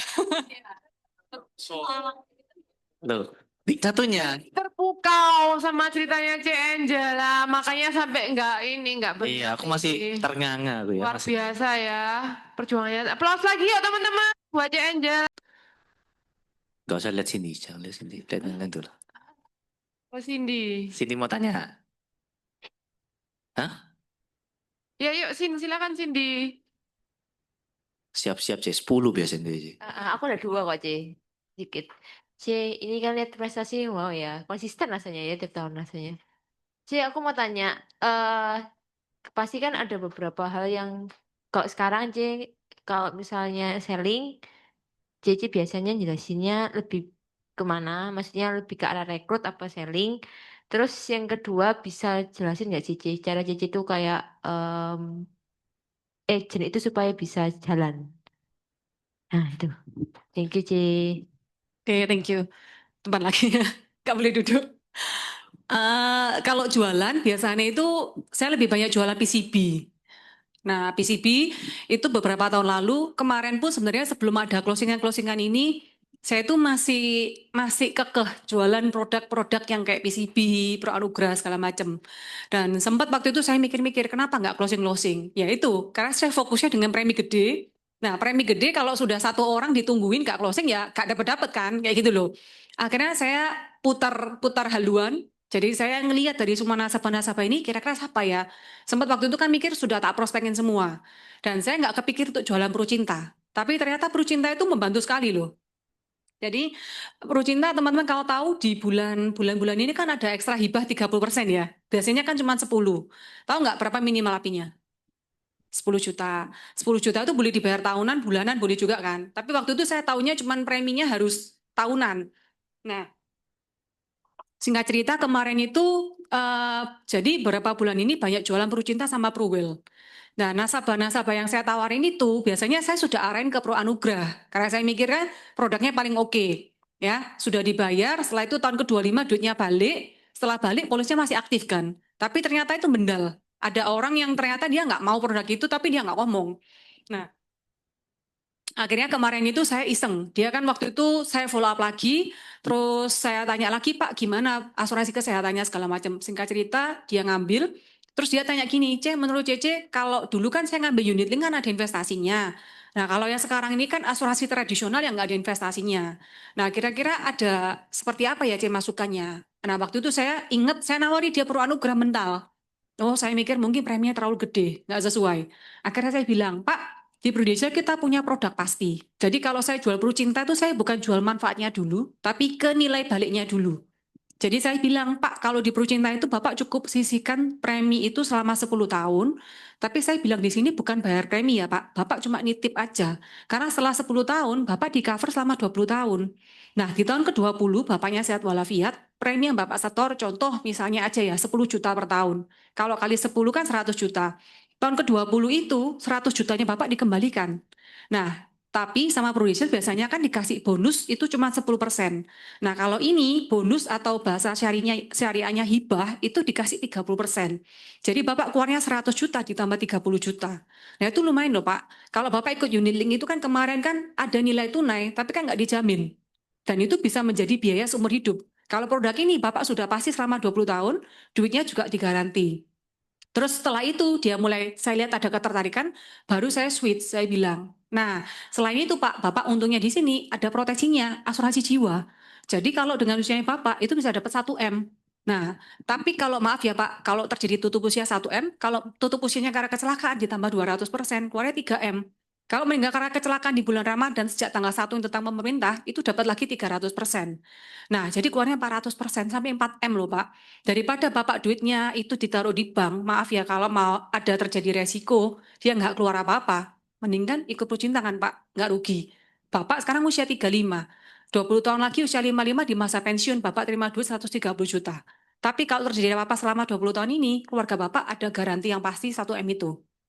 Gitu. Nah itu, kalau saya jual perintah ke situ. Gitu sih. Nah kalau yang lain, itu sih saya minggu ini banyak jualan Prucinta sih. Saya nggak tahu jualan itu. Karena saya juga pernah beli produknya Prucinta. Sebelum ada Pro Future, sebelum ada Pro Warisan, waktu itu kan Prucinta keluar duluan. Kalau nggak salah 2019-2020. Nah waktu itu saya mikir ada duit, daripada duitnya habis, tak beliin Prucinta. Ini udah tahun ke-6 saya bayar premi. Jadi saya bilang sama nasabah, saya ceritain buat dia. Gitu sih. Itu, dapat ya? Oke. Terus pertanyaan kedua tadi rekrut ya. Rekrut kalau buat jalanin ya nggak ada lain, kita leader harus telaten. Karena agent itu kan ibarat kayak bayi baru lahir ya. Nggak mungkin ada bayi yang tiba-tiba akan mencari mamanya sendiri langsung nempel ke mamanya untuk nyusu langsung nggak mungkin. Harus mama yang secara aktif untuk nyusui anaknya. Nah sama kayak gitu. Kalau kita rekrut, kita yang harus sebagai seorang leader dalam tanda kutip lebih dewasa. Kita tahu bahwa mungkin pas ketika agent itu sama kayak nasabah yang baru mau closing itu loh. Nasabah kalau baru mau closing itu kan nggak mungkin dia ngerti kan kebutuhannya apa. Kita yang harus cari tahu kebutuhannya dia, kita yang secara aktif jemput bola. Sama dengan agent, kita yang harus terus nyusui dia, ngejar dia terus sampai dia ngerti, ketemu jalannya, sampai dia bisa merangkak, baru kita pelan-pelan lepasin dia. Kayak gitu. Kayak gitu sih, ajakin aja ke sistem, deketin sama leader, diajakin ke M2. Terus pokoknya jangan menyerah lah ya, namanya agent itu nano-nano, tapi jalanin aja prosesnya ya. Gitu. Thank you. Ada lagi yang mau tanya mungkin teman-teman? Oh, di Zoom ada yang tanya.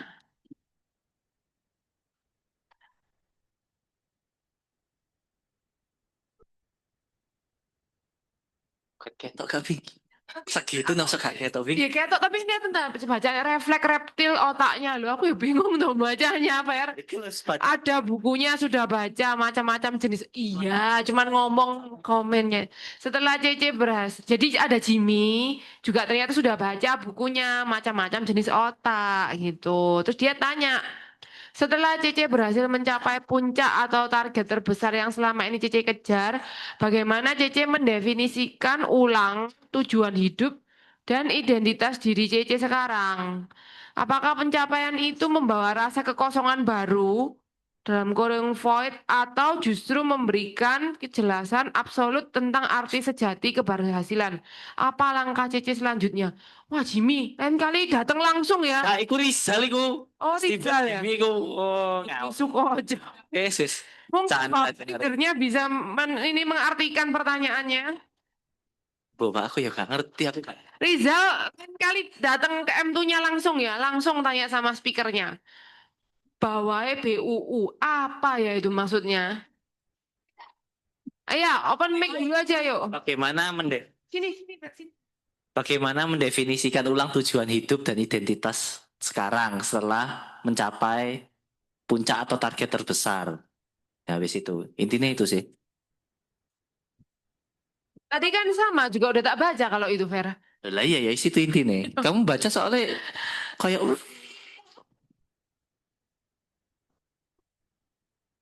ya, habis itu sih.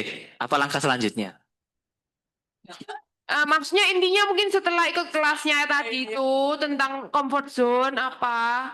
Setelah mencapai goal, terus ya apa caranya bisa create lagi apa kayak gitu-gitu. Oke aja itu sih. I got the point. Ya.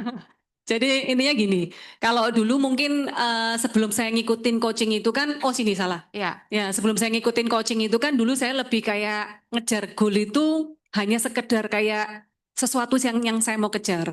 Tapi sejak saya mulai ngikut-ikut Kak Sam itu saya cuma mikir, oh ternyata itu yang membuat saya kayak ngalami stuck di dalam hidup. Karena saya nggak punya goal yang lebih daripada cuma sekedar mengejar itu. Jadi ketika saya sudah tercerahkan itu, saya pulang sudah dengan gambar diri yang lebih bagus ya, yang sudah dipulihkan. Jadi saya waktu itu sudah mulai belajar untuk berdamai dengan diri saya. Kan waktu itu sempat saya ada kayak mencapai target-target tertentu, kemudian kayak mulai slow, saya mulai kayak hilang arah. Sampai saya tuh bingung dan saya nggak ngerti gimana caranya cerita sama leader. Karena leader saya sekarang kan sudah ganti ke Ricky ya. Leader saya sudah nggak di Pro. Dan waktu itu saya mau ngomong sama cowok ini kan agak beda ya. Pikirannya kalau cowok logika, cewek itu perasaan. Nggak akan ketemu gitu loh. Iya, Jadi bener. bener ya. Waduh, leadernya siapa ini? Ya, jadi waktu itu saya bingung ya apa ini, mesti cerita ke siapa? Saya nggak ngerti harus cerita ke siapa. Bahkan suami saya kalau dijak cerita pun juga sama, tipenya kan cowok ya. Jadi pikirannya dia tuh logika nggak pernah bisa masuk. Jadi saya bergumul sendiri, saya nggak ngerti dan bersyukur sih waktu itu bisa ikut acara itu. Akhirnya saya ngerti dan saya lebih berdamai dengan diri. Jadi ketika kayak menemukan tujuan hidup yang baru gitu loh. Ketika saya mengejar goal itu bukan sekedar untuk hal yang ingin dicapai saja, tapi saya lebih ke arah bagaimana saya mencapai goal itu bisa berdampak buat orang lain. Ya kadang kayak misalnya melakukan sesuatu gitu ya, mau prospek orang, kadang kita mikirnya lebih ke closingan. Tapi sejak kayak gitu udah nggak berpikir lagi, ya sudah ditolak ya sudahlah. Kayak merasa kadang ketemu orang baru pas canvassing, aduh ditolak orang, ngomong kayak nggak dianggap gitu kan. Tapi saya mulai berdamai dengan diri saya, enggak lah, saya kan mau bantu dia. Kalau dia nggak mau dibantu ya sudah. Jadi kayak saya lebih bisa berdamai gitu loh dibandingkan sebelumnya. Jadi sampai hari ini pun ya saya mengalami hidup yang lebih kayak balance ya. Kalau dulu cuma pikir material, jadi kalau kejar material itu nggak ada selesainya. Ketika kita sudah capai, kita akan puas. Kita nggak capai, kita merasa kayak menyalahkan diri sendiri. Tapi sejak kita mulai belajar untuk mengenali esensi dari kehidupan itu, ternyata hidup itu juga bukan cuma masalah itu tok.